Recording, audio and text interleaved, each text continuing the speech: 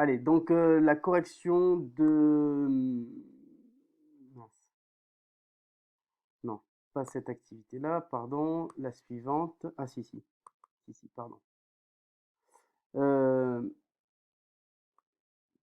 alors, je vais y arriver.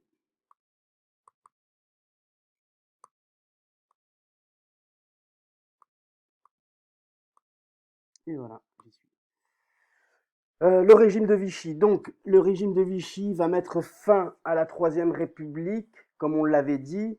Dès le 10 juillet, donc, le maréchal Pétain obtient les pleins pouvoirs. Il a la possibilité de faire ce qu'il veut. Il n'en passe même pas par le Parlement. Les institutions démocratiques sont laissées de côté. Donc, c'est un monde nouveau que connaissent les Français à partir de 1940. C'est un régime, donc un régime politique, qui doit accepter donc l'occupation du pays par l'armée allemande.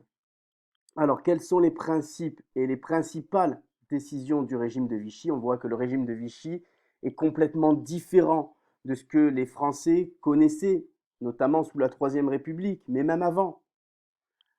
Alors, premier document, comment la Troisième République disparaît-elle? Elle disparaît par un vote à l'Assemblée, 569 voix contre 80 sur 649 votants. On voit que c'est une majorité absolue. On voit que ici, les députés, la plupart ont un peu peur de ce qu'il se passe. On se dit que finalement, le monde actuel n'est pas, ou du moins la situation actuelle n'est pas faite pour des politiciens, mais plus pour des militaires. Donc on demande au plus important de tous les militaires de prendre en charge le pays. D'accord? 80 vont s'opposer, la plupart sont socialistes. On verra plus tard ce qu'ils deviendront, ces 80 députés qui ont osé dire non au maréchal Pétain. Pour l'instant, en tout cas, le maréchal Pétain a les pleins pouvoirs. Il l'a obtenu de manière démocratique, puisque c'est le Parlement qui lui donne la possibilité de gouverner la France. De quel pouvoir le maréchal Pétain dispose-t-il désormais? Vous n'avez pas besoin de vous embêter, il dispose de tous les pouvoirs. Législatif, exécutif, judiciaire, c'est plus ou moins lui qui prend toutes les décisions du pays.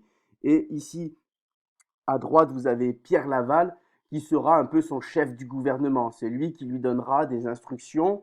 C'est un politicien, c'était un socialiste qui a dévié vers le nationalisme, vers le nationalisme. Et donc les deux personnages seront évidemment immensément importants durant ces quatre années-là. D'accord?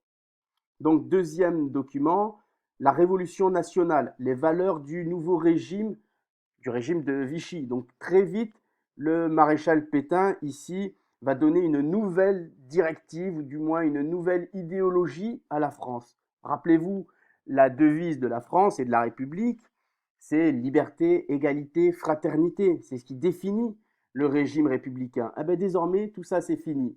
On va prôner, c'est-à-dire on va faire la promotion d'autres valeurs, celle du travail, celle de la famille et celle de la patrie. Et on voit que cette patrie, c'est la patrie de la France un peu rurale, campagnarde. Et puis toujours la figure du maréchal Pétain. Ce sont désormais le travail, la famille, la patrie, les valeurs de la France, et ça deviendra même la devise de ce régime de Vichy. On oublie liberté, égalité, fraternité, on remplace ça par travail, famille, patrie. D'accord?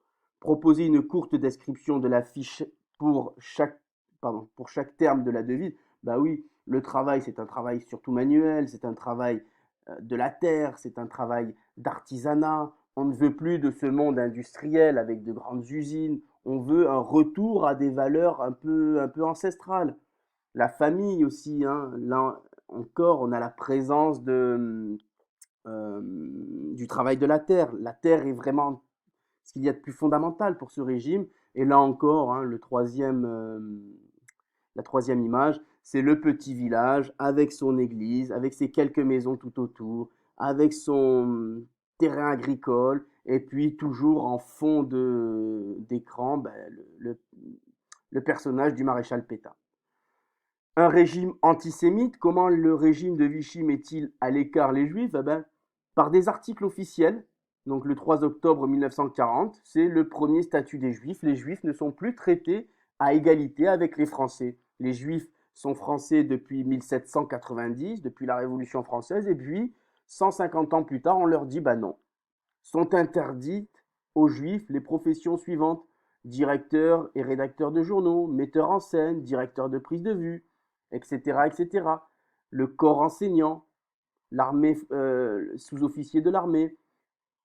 Vous voyez, les Français sont désormais des citoyens de deuxième catégorie. Vous voyez, et ça ressemble un petit peu à ce que les Allemands ont mis en place dès 1935 par les lois de Nuremberg. Vous voyez, les Juifs sont tout simplement mis de côté. Quatrième document, la collaboration avec l'Allemagne. Alors, cette entrevue, celle qui s'est passée à... Ah, je me souviens plus. L'entrevue de... Ça me reviendra. Je me souviens plus. C'est pas grave. Euh, Montoire, l'entrevue de Montoire, qui a lieu le 30 octobre 1940. Alors, Montoire, c'est pas très loin de Bayonne, Hendaye. En fait, Hitler était allé jusqu'à Madrid pour demander eh ben, à Franco de l'aider dans ce combat contre l'Europe. Franco lui a dit non, l'Espagne est trop fragile pour l'instant pour l'emmener combattre ailleurs qu'en Espagne. Donc Franco, lui, souhaite consolider son régime plutôt que de partir comme Mussolini ou comme d'autres chefs d'État en guerre contre l'Allemagne. Donc, ben, Hitler est un petit peu déçu de ne pas avoir le soutien de Franco, d'autant plus qu'il l'a aidé à obtenir son pouvoir.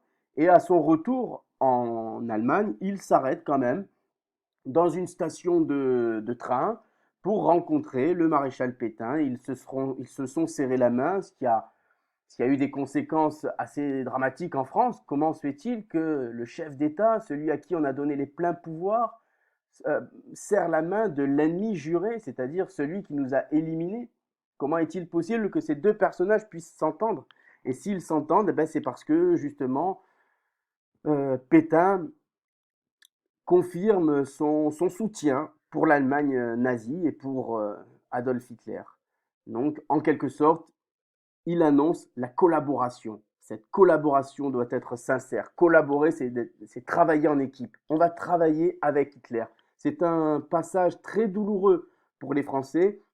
Il y a quelques Français qui refuseront cette collaboration et qui partiront dans des mouvements de résistance. Pour l'ensemble des Français, on ne dit rien. On n'accepte pas, mais on ne dit rien. Ce n'est que progressivement que la France entrera dans la résistance. Cinquième document, vous voyez, la collaboration, elle passe aussi par le travail vers l'Allemagne ou en France. On demande aux Français ben, le seul moyen de résister ou le seul moyen de supporter ces années de guerre, eh ben, c'est de travailler. Travailler pour l'Europe, travailler pour la France, mais travailler, pourquoi pas, pour l'Allemagne. Hein. L'Allemagne demandera aux Français de travailler pour elle. Et enfin, dernier document, une rafle. Alors la rafle, vous l'avez, arrestation massive opérée à l'improviste. On rafle, c'est une surprise. En quelque sorte, c'est une surprise, une rafle. Une surprise organisée par la police, par la gendarmerie. Ici, il n'y a que des Français.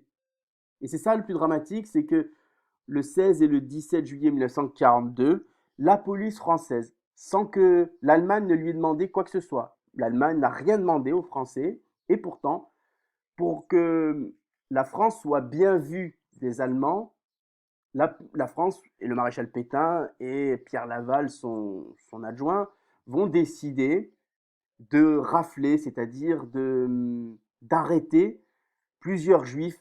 Regardez, hein, plus de 13 000 juifs sont arrêtés en une seule nuit. C'est la rafle du Veldiv. Alors le Veldiv, c'est le vélodrome, un espace où on y fait du vélo, d'hiver. Veldiv, pareil, hein, tous les ans en France, on se commémore cette rafle qui a eu lieu en plein Paris, où toute la police française vient arrêter des juifs dans des quartiers de Paris, des juifs qui sont nés en France, de parents français, de grands-parents français. N'oubliez pas que les juifs sont français. Et là, la police arrête ces Français d'origine juive pour les emmener au Veldiv dans un grand stade. Ils vont y rester quelques semaines. Puis ensuite, ils vont aller dans des camps de transit. Vous voyez, ce camp de transit en France, c'est Drancy. Drancy, c'est dans la banlieue parisienne. On les laisse dans une espèce de résidence inconfortable pendant plusieurs semaines.